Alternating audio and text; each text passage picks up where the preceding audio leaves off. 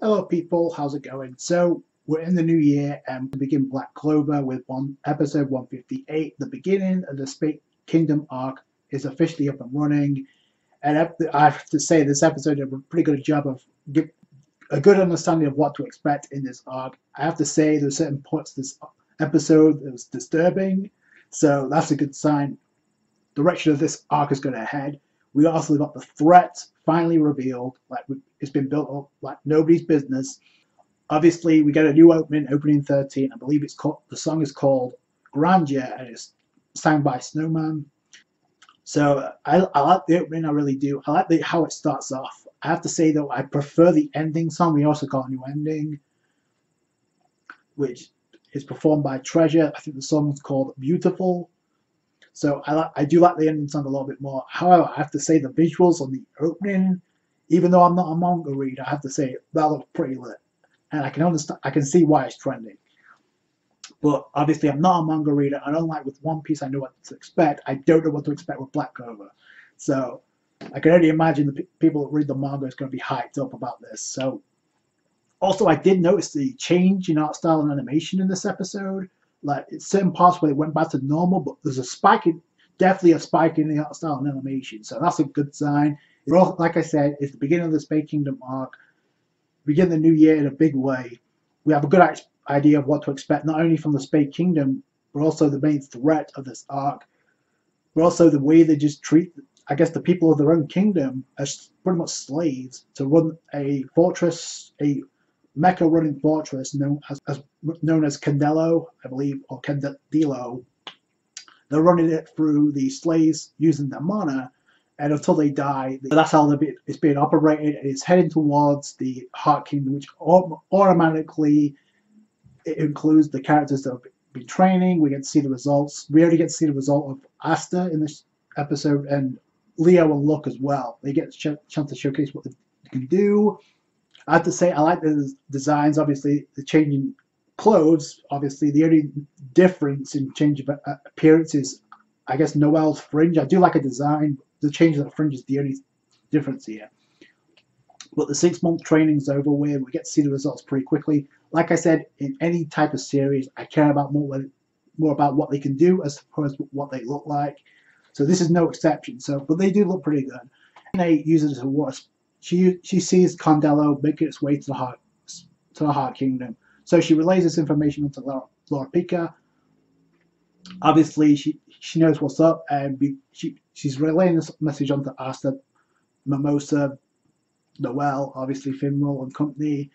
I do find it interesting there were certain members that were missing. Like I didn't see Nero in this episode. I didn't see Magna in this episode. Charmy and Charlotte were absent as well. They were training in this arc. They were part of the Heart Kingdom training, but they were nowhere in this episode, so I thought that was interesting. Also, I did find it funny how they felt the need to like give us taglines, reintroduce us to each of the characters as if we forgot. Off screen, have to learn about what's going down. Asta darts off immediately, or you can already tell who it was because Laura Pica, though, having faith in Asta, not worried about this, so she's like, okay, we'll let him go on ahead and see the results, and we'll get a pretty good perspective of where he stands. So that's pretty interesting faith, considering her survival is resting in the hands of pretty much the Clover Kingdom at this point because of the curse, but also because her life's being threatened as well. So she has faith in Asta, so Asta goes on ahead, but we also have come to find out that Noelle, Mimosa, and Finral, they go on after him later on. And like I said, this episode did a pretty good job of giving us a direction of what we can expect in this arc in terms of how dark it's going to be. Like there's certain instances, like I said, were disturbing, like where, like I guess the head of the resistance of Spade Kingdom that was making these guys, making the slaves work using the mana to force Candelo to make its way to Heart Kingdom. The head of this resistance was pretty much like, oh, we don't care. As long as they produce mana, we don't really give a damn. And you can already tell what he is about because you see that him manipulating poison, we come to find out that's what he can do. But then he says, I don't even care if they're children. Get them to work. So that's one instance what we can expect from the Spade Kingdom resistance, not even from the main threat, just from the resistance. And we come to find out in this episode they're nothing but fodder. So there's this one girl, there's one woman who doesn't with a child who doesn't, they don't want to do this, but they're like, oh, you want to talk back to us? No, you better think again. The guy with the blonde hair, and automatically, number one, he was a creep, and number two, with that face, you could automatically tell he was going to be the first one to get KO'd, and indeed he was, by Asta. So he's making advances to this woman, ripping her clothes off, which is bad enough, but then, not only that, but also in front of the child, after it was, before when things went south, in comes Asta. Well, technically his soul comes in, comes flying out of nowhere, smashes into the window, but he botches the entrance, which I thought was hilarious. So he botches the entrance, but then he quickly takes care of business, and as you would expect, the blonde guy was the first one to get punched. Also, I did find it interesting, the episode began with Ralph, who was trying to get to Clover Kingdom to relay this message on what he's seen already. And it's funny because the last time we saw him was pretty much cornered by them and decided to jump off a cliff to get away from them. So here we see him at the beginning of the episode, we see him at the end of the episode too. So he has to play some type of role, otherwise you won't, especially with where he ended up by the end of the episode. But yeah, Asta takes care of business pretty quickly, but then in come three more members of the Resistance come down. They try to attack. It doesn't work because Asta uses Black Flash to take care of them. And then Asta reassures the people of the Spade Kingdom, I'm not your enemy, but I'm going to take care of the threat that's forcing you to do all this. A couple of things I like about this episode. Number one, I love how Asta's going up and he's using his sense of key to like pinpoint where these guys are and take care of these guys quickly. They're just flawed at this point, but the way he's doing it's pretty dope. Using the magic on Asta, although trying to use the magic, but Asta just redirects it right back out, and that was pretty cool. Oh, there he is, the guy that's running the place, and that's the reason why the people of the Spade Kingdom are scared to revolt, because if they do, I'm guessing they're going to get poisoned. Asta carelessly walks into it, and immediately he's already poisoned, which automatically the guy running this thing reminds me of Magellan from One Piece, because he can manipulate poison. So it's kind of the same thing here, only this time though, he doesn't have to touch Asta. He has to be near it, and he's already affected. But reverse that with his anti-demon magic, so it's not a problem. And after that, you kind of get a ground perspective. This guy's a scrub. So Asta takes care of him. And this is by far the coolest looking shot of the episode. So Asta takes a swing, and as he's doing it, you see the deep devil powers with Asta manifesting. But as he's taking a swing, it cuts to the sky. You see the silhouette of the devil. It looked like Zangred, and immediately that's the coolest looking shot of the episode. So, oh wow! And because obviously this arc is going to be devil themed, no doubt about it. So I just thought that was a cool touch. And then after that, he goes to reassure the people of the Spade Kingdom it's going to be okay. You're going to be sent back home. But then in comes Noelle and company. They travel through Noelle's water bubble. It pops the moment they try to approach the fortress, which I thought was pretty funny. Asta's giving Noelle props, but then the bubbles burst and they go flying in.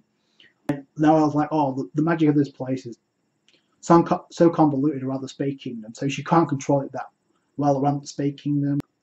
She's scolding Asta for going on ahead, but then she's actually, typical Noelle fashion, was like she's disappointed she wanted to go along with Asta. So there you go. But I did find it interesting. Asta and Luck and Leo were the only ones we get to see what they can do. I mean, technically, there's nowhere near what they really can do. I almost forgot to point out the sword that the upgrade we got in the previous episode in 157 with Asta with the 5-leaf clover, and the episode where we also had Merleona and Yami duke it out. That episode was great. But obviously, Asta got an upgrade against his sparring session with Guardia. He uses the same sword here, so I thought it was pretty cool. Noelle tells us like what the plan was from the Laura Pica. So after Asta died off, like Laura Pica sent Noelle, Mimosa, and Primroll to go after Asta, just in case. But then she sends Leo and Luck over to take care of the people that's already in the Spade Kingdom that's forcing these slaves to run this machine. So I thought that was pretty cool. It doesn't take them long because we see what they're up to, and it's over quick. So like I said, I want to see what other characters can do as well. I'm pretty sure we're going to see what Noah can do pretty soon. So she's obviously going to be a focal point in this arc. But I just thought it was an interesting touch. There's other members that are trained also that weren't present in this episode, which I'm also sure are going to get a chance to shine. At least I hope so. The people of the Spade Kingdom, they're happy about this, but they're also there to give us exposition on the threat that's about to come. So according to the woman, there's these three that head all this, that's causing all this. They're obviously stronger than devils. We already knew that, but the fact they're being hyped up, and Asta's response to her learning about the Dark Triad, we actually get the Dark Triad introduced in the anime finally, but the way that Asta kind of received it, I don't know if he was taken back by just learning about the group, that Triad, taken back about the threat, because I think he already knew the level of threat that was coming their way. And this is 6 months later, so that's kind of interesting to me. I don't think these guys are jokes at all, just because they've been built up for so long. We go over to the hideout of the Dark Triad. Finally, we got to see 2 of them members already, but we also get to see the 3rd member. So it starts off with a conversation with Xenon. When he went to the Diamond Kingdom, he has more control of his abilities now than he had back in the Diamond Kingdom, which is a scary thought because he just annihilated the Diamond Kingdom when we saw him. And we also get introduced to Dante. I think we already saw him before, but now in full scope. So then we get introduced to Monica, which I think out of the 3, right, immediately her personality stands out above the 2, which I think that's by design. And also because of the opening, because we get a grand perspective of who's going to take these guys on. It looks pretty set in stone that Yuna's going to take on Zenon, and Noelle's going to take on Monica, which is pretty cool. But they also mention the fact they have Dark Disciples, have been given powers by the Dark Triad. So the fact that you're building up underlings as well, it could be a threat. So I hope that what this could do is bring in other characters that also train other characters as well. This has been featured in the training arc that I hope get highlighted. Vanessa's one. I hope she gets a fight, but then again, her abilities are broken, so I don't know. The one thing I enjoy about Black Clover is the utilization of the side characters. I think it's been done pretty good. I mean, you have to look no further than the way that Noelle's been utilized. I think it's been pretty astounding, honestly. So I hope that continues with other characters too. But yeah, we get a pretty good idea of what to expect from the Dark Triad, not only in threat-wise, but also what they're after, which I think is the most important thing. So according to what Dante says, and automatically the fact that he's named Dante, just because of my bias of Devil May Cry, he's automatically a badass in my book. So I'm going to read you what he says dialogue-wise. So the keys we need to open the door are within our grasp, I'm assuming, right? So the 2 arcane stage mages, that's what they're after. So in order to fulfill this goal, all life is within the palm of our hands. So automatically, it looks like they're after the destruction of the entire world, because they're threatening all life, pretty much. They're already after 2 mages that are arcane stage level. So, but considering the opening, I think we can already assume who's going to go up against these guys. That could have something to do with it. Again, I'm not a manga reader religiously. I'm just going with instinct right now. But yeah, I do like Monica's. First off, I think it's the first time of hearing her voice actor, so I like a voice actor. Did a pretty good job. And then she seems so agitated at the fact that Zenon was the one that went to Diamond Kingdom instead of her, because she looks like she wants to cut loose. So I can't wait to see what she can do. Like I said, the hype surrounding the Dark Triad has been crazy. It's been hyped up not only by the fandom, like I said, but also just in general. Like, it's been built up for such a long time since the ending of the Alpha Reincarnation arc, and they'll be hyped up to be strong as the devil that Zangred, which was no joke. So yeah, it's going to get crazy. I want to see more from the character as well, because Monica right now is the one that stands out to me the most, at least for now.